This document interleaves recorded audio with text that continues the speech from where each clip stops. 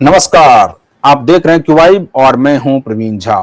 बात आज बंगाल की करेंगे और बंगाल से एक बड़ी खबर आ रही है और खबर ये है कि शुवेंदु अधिकारी ने ऐसी दहाड़ लगाई कि उस दहाड़ के बाद हुमायूं कबीर जो आम जनता उन्नयन पार्टी के नेता हैं, उनके उस पार्टी के सर्वे सर्वा हैं, उनकी पैंट गीली हो गई या यूं कहें कि गिड़गिड़ाने लगे हैं। क्योंकि इससे ठीक पहले हुमायूं कबीर इस प्रकार के बयान दे रहे थे जिससे ऐसा लग रहा था कि ये तो बिल्कुल कत्ले आम मचा देंगे। लेकिन अब स्थिति ठीक उलट हो गई है। हुमायूं कबीर ने एक प्रकार से 360 टर्न ले लिया है। और वो टर्न क्यों लिया है? क्योंकि कल जो है वो बंगाल विधानसभा में एक विधेयक लेकर शुवेंदु सरकार आ गई और अब उसके बाद ऐसा लग रहा है कि जितने भी गुंडे टाइप के एलिमेंट हैं उनकी खैर नहीं है। क्योंकि अब उनको भी लग रहा है और खास करके हुमायूं कबीर को भी लग रहा है कि हो सकता है कि उनकी भी गिरफ्तारी हो जाए, उनको भी जेल जाना पड़े। इसीलिए अब वो गिड़गिड़ाने लगे हैं और कहने लगे हैं कि उन्होंने तो ना सीएम शुवेंदु अधिकारी को कुछ कहा, ना बीजेपी के किसी नेता को कुछ कहा, लेकिन जो बयान है वो तो अपनी जगह है ही। वो भी हम आपको दिखाएंगे और बताएंगे कि क्या क्या हुमायूं कबीर ने कहा है।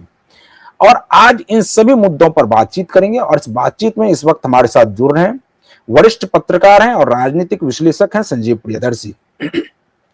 संजीव जी, आपसे जानना चाहेंगे कि ये जो हुमायूं कबीर ने अचानक से 360 टर्न लिया है, ये सिर्फ उस विधेयक की वजह से लिया है या फिर आपको लगता है कि अब हुमायूं कबीर को यह डर सताने लगा है कि अब शुवेंदु उनको छोड़ने वाले नहीं हैं? क्या लग रहा है आपको? बिल्कुल, देखिए, जब से शुवेंदु अधिकारी ने बंगाल की कमान संभाली है तब से एक खास समूह में बेचैनी है और वो बेचैनी किसी न किसी रूप में प्रकट होती है। कभी सिद्दीकुल्ला कुछ बयान देता है, कभी हुमायूं कबीर कुछ बयान देता है। और हुमायूं कबीर ने जो विवादास्पद बयान दिया था उसके पीछे एक उद्देश्य है, उसके पीछे उद्देश्य है मुस्लिम वोटरों को मोबिलाइज करना। क्योंकि देखिए, हुमायूं कबीर ने 2 सीटों से चुनाव लड़ा था, नाओदा और रेजीनगर, और दोनों सीटों से वो जीता था, लेकिन रेजीनगर सीट से इस्तीफा दे दिया है उसने। और अब रेजीनगर सीट से वो अपने बेटे को उपचुनाव में लड़ाना चाहता है। 2 सीटों पर उपचुनाव होंगे, एक रेजीनगर, दूसरा नंदीग्राम। दोनों सीटों पर जो उपचुनाव होंगे तो हुमायूं कबीर की ख्वाहिश है, उसका सपना है कि रेजीनगर से उसका बेटा जीत जाए। तो अब रेजीनगर में 72% मुस्लिम वोटर्स हैं, तो वो चाहता है कि ये 72% में अगर 50% भी उनके पक्ष में मोबिलाइज हो जाए तो उसका बेटा आराम से विधानसभा पहुंच जाएगा। और इस चक्कर में क्या कर रहा है, वो लगातार जो जनसभा कर रहा है, उस जनसभा में धमकी वाली भाषा बोल रहा है, मुस्लिमों को भड़काने की कोशिश कर रहा है और रोड पर वायलेंस करने की धमकी दे रहा है। देखिए, ये सीधा स्टेट को चैलेंज कि उसने 2 जनसभाएं की थी। 26 तारीख को काशीपुर के रेजीनगर में किया था, भाषण दिया था, और दूसरा शक्तिपुर के द्वारा घाट में भाषण दिया था। और इन दोनों में उसने कहा कि वो मुसलमानों को युद्ध के मैदान में ले जाएगा और जो भी विरोधी झंडा ढो रहा है, जो भी नेता, उन सबको पीट पीट कर, काट काट कर सही कर।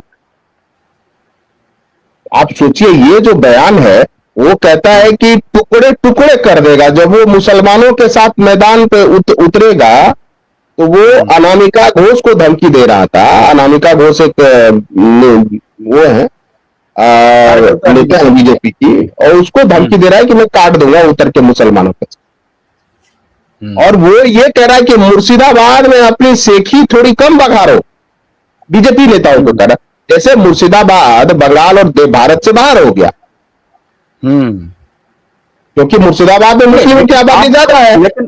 लेकिन अब तो शुवेंदु अधिकारी ने कहा है कि मैं मुर्शिदाबाद आ रहा हूं और ये उनका बिल्कुल बयान क्लियर एंड बिल्कुल क्रिस्टल क्लियर है कि उन्होंने कहा कि मैं मुर्शिदाबाद आ रहा हूं और देखता हूं कि वहां कौन क्या करता है।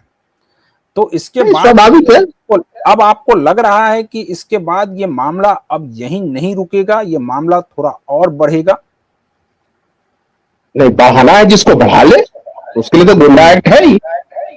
गुंडा एक्ट का इंतजाम कर दिया गया है, बढ़ाना है तो बढ़ा ले, उसमें क्या है।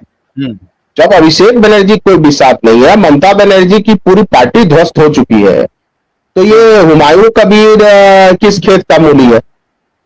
ये किस खेत का मूली है? हुमायूं कबीर हो, सिद्दीकुल्ला हो, फाल्टा में जहांगीर खान गिड़गिड़ा रहा है, शाहजहां शेख संदेश खाली में गिड़गिड़ा रहा है, और ना जाने कितने शेख और इस्लाम इसी तरह जेल के अंदर है, और कितने घोष और कितने बनर्जी, कितने बंदोपाध्याय, कितने मुखर्जी जेल में सड़ रहे, और कोई पूछने वाला नहीं है उनको।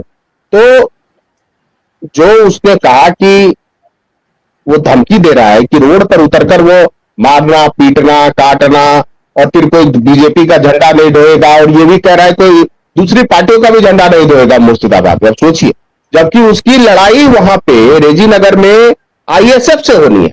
आईएसएफ जो है, इंडियन सेकुलर फ्रंट जो है, वो नौशाद सिद्दीकी फुरफुरा शरीफ की पार्टी है, बिल्कुल। और वहां से जीता एक, उसका नौशाद सिद्दीकी जीता भी है, तो वो भी अपना कैंडिडेट उतारेंगे। और दोनों में आपस में लड़ाई है, वो क्यों इसको हिंदू बनाम मुस्लिम कर रहा है, ये समझ में नहीं आ रहा है।